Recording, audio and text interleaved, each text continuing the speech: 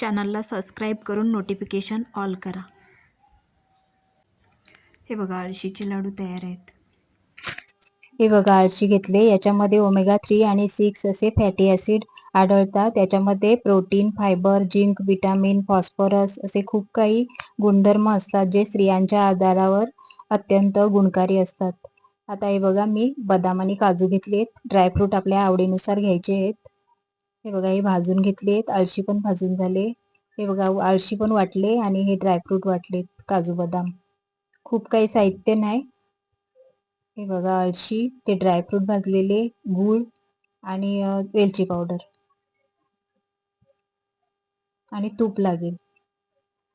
हे बघा रेसिपी आवडली तर चॅनलला सबस्क्राईब करून लाईक शेअर। हे बघा मी कढईत तूप घेतले, साजूक तूप। आता ह्याच्यात मी गूळ टाकते। हा बघा आता गूळ हा वितळवून घ्यायचा आहे।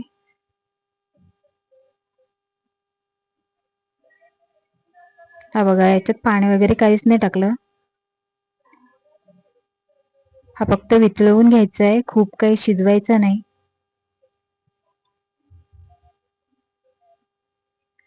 हे आपण वाटलेलं ड्रायफ्रूट आहे ते टाकलं, काजू बदाम। ही अळशी वाटलेली, भाजून वाटलेली। ही वेलची पावडर टाकली। आता हे सगळं मिक्स करून घ्यायचं आहे आणि पूर्ण सुकेपर्यंत हे हलवत राहायचं आहे।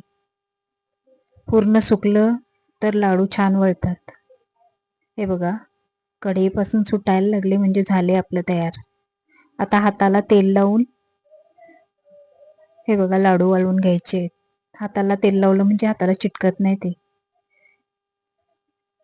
हे बघा असे वाळून घ्यायचे। आता असे पण सगळे लाडू बनवून घेऊ।